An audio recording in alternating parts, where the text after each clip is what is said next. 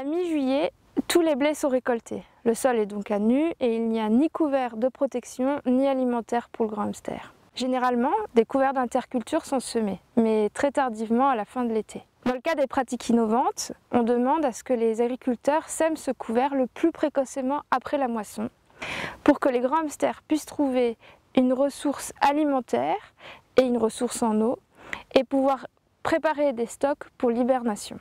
Ici, on se retrouve devant une parcelle innovante où le couvert a été semé quelques jours après la moisson, et on voit la différence entre cette pratique-là et celle-ci sur laquelle je me trouve, où le sol est encore à nu.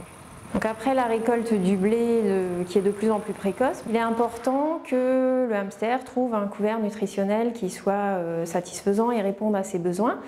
Donc on pourrait par exemple mettre en place une céréale, un oléagineux tel que le tournesol qui lui apporte des acides gras indispensables à une bonne hibernation qui conditionne la reproduction de l'année suivante, et également des protéagineux qui lui apportent les apports en protéines nécessaires à sa survie et sa reproduction.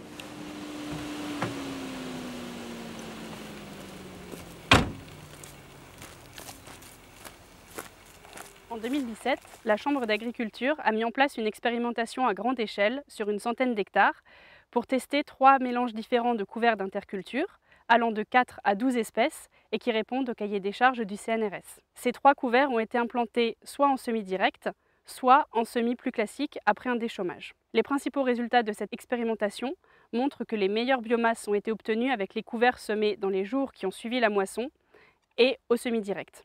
La biomasse a aussi été plus importante dans le cadre des couverts avec les 12 espèces, puisque certaines espèces ont pu lever rapidement, couvrir le sol, et d'autres espèces ont pu prendre le relais un peu plus tard dans la saison.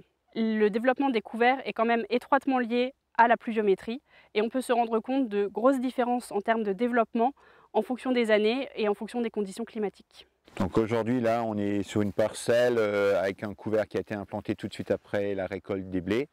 Ce couvert va pousser, même si cette année, ce n'est pas les conditions idéales parce qu'il devrait être déjà beaucoup plus haut.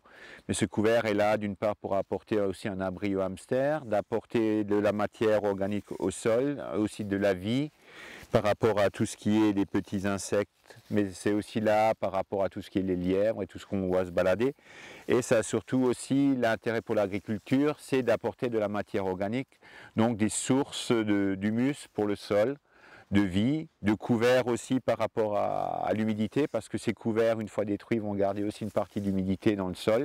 Donc ça peut aussi être des facteurs évoluants par rapport à l'agriculture de demain, où les incidents climatiques vont être ou sont déjà relativement importants, avec des pics de chaleur ou des pics d'excès d'eau. Donc ces cultures sont là aussi un peu pour réguler ça, pour apporter aussi par rapport à des problématiques environnementales un plus.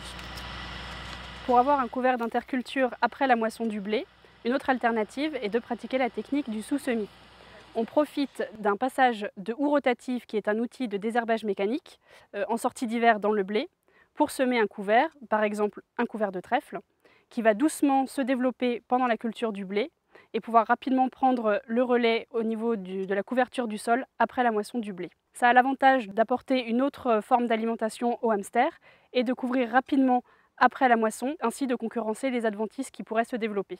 Pour pallier à ce manque de couvert végétal, d'autres techniques nous ont aussi été proposées par des agriculteurs et sont actuellement encore en test. L'idée étant de trouver les meilleures techniques les plus adaptées aux différentes contraintes d'exploitation de chacun.